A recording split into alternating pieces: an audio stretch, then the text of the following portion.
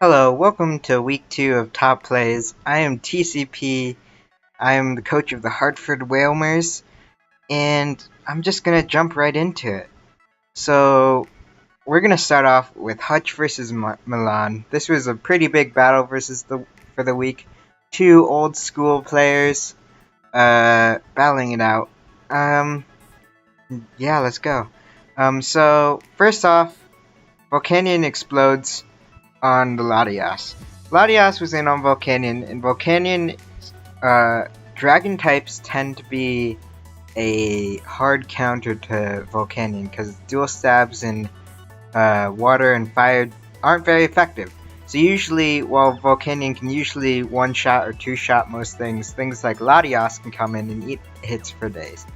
So Milan, thinking pretty smart by, instead of trying to break it some way with like doubles, he just explodes on it so the next mon that comes in can get some good advantage. He decides to bring in Metagross, and Hutch is gonna show off the good prep, the good stuff, by showing Z Shadow Ball, being able to one-shot Weakness Policy Rock Polish Metagross. If he got off that Rock Polish under a regular Shadow Ball, he would have been sitting pretty. If he got a Rock Polish up and he swapped into like Steelix or Rotom Heat, then he was also sitting pretty because Rotom Heat would be taking Rocks damage and Steelix wouldn't be able to 1v1 it because of it Earthquake to 2-hit KO Metagross. Metagross would have gotten +2 boost. And after an Earthquake plus a +2 Earthquake, it would have killed, and it would just put a lot of damage into Hutch. But because Hutch was able to kind of predict that Metagross would try to do something against the Latias, he was able to kill the Metagross, get the big fat out of the way, and really this hugely swings it into Hutch's favor. Just dominate the rest of this game. Moving on in the second replay, we have TJ versus AZ. Now, this is something that I guess goes into out-prep category as well, kind of similar to the Hutch, but it's kind of over a long period of turns. So AZ's team is probably the strongest 6-mon core, but one big problem it has is its defoggers / its hazard removal is Lando T, Scyther, Prinplup, and some other like 40-point mon. So he really doesn't have a great way to deal with hazards. So because his team is Intimidate and likes to do a lot of Volt Switch / pivot, bulky pivot stuff, Hazard Stack, which TJ brought, is really effective, especially with this Uxie on this Medicham. Medicham really can't do anything to this Rocky Helmet Uxie. Even if it had like the double edge tech, with Rocky Helmet it would just be killing itself. And on the other hand, Uxie still gets up the rocks, still chips down everything.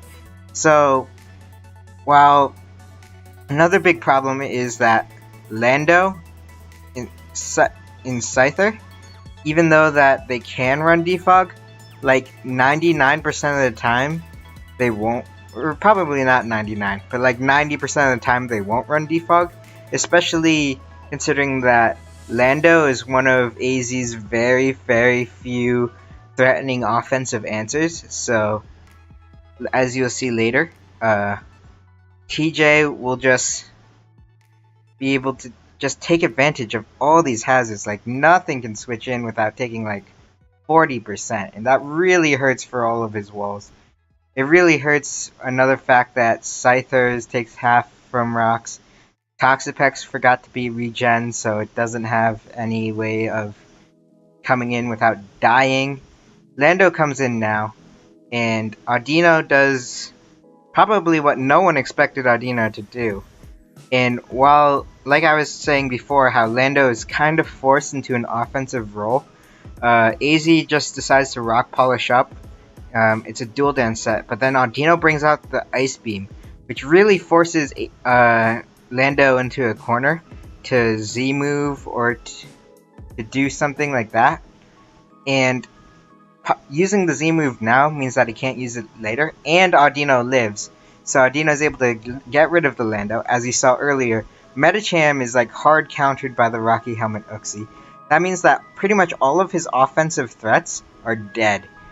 Like Scyther is dead, Mega Medicham is dead to pretty much Rocky Helmet on Uxie.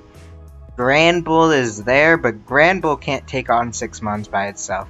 And TJ is really in pretty much an impossible to lose situation. After these hazards, just destroy AZ. So moving on, this one is probably not someone you would see or something you would think of. It's not something that Ferret thought of, but starting this replay, Coco U-turns and gets into Delphox. So Delphox was already chipped. This is very late into the game. Sylveon's obviously doing one of two things. He's either 1, wishing, or 2, he's attacking.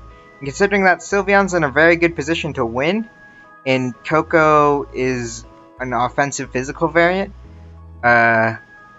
he decided to attack, which gets Delphox into Blaze range.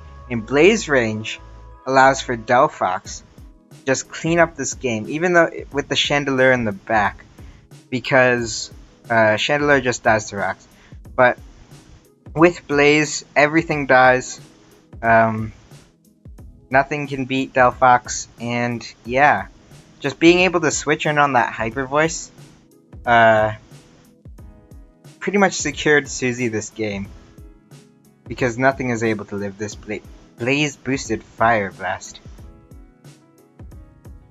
So yeah, next, our last replay is probably our only, for now, 2-time top play contender. It's during me versus the Master. I just Psychic, get rid of the Hariyama, and in comes Gyarados. So Gyarados can do a few things here. He can Mega and try to... Gyarados is pretty much his only offensive or answer in general to Latios, other than maybe Mew, but Mew takes a huge chunk. Gyarados threatens to pretty much kill my Latios for almost no damage. And it's not the most useful against the rest of my Mons, because Ditto is healthy, Avalugg is at full, and Darmanitan is Scarf. So Gyarados threatens Latios out. If after that sack of Hariyama, if he goes into pretty much everything else, Latios is able to do a huge trunk. But because it's Gyarados, he forces me out, and because he predicts me to be threatened by Gyarados, he goes into Bronzong, doubles into Bronzong. He's able to get up 3 rocks, which really, really hurts the rest of my team, because I have no way of really removing it. Also, I have 2 Mons that are weak to it. So, really, really good play from the Master. Really seeing how I was playing it safe, and getting ahead, taking advantage of that. Getting my Latios out of there, and pretty much taking the whole ball into his court, or whatever. So, that's about it. This week of top plays, there weren't the most plays. A lot of the games were pretty calm, pretty predictable, pretty, I guess, not the greatest. So maybe next week we'll have a more exciting episode, but that's all for this week. See you later.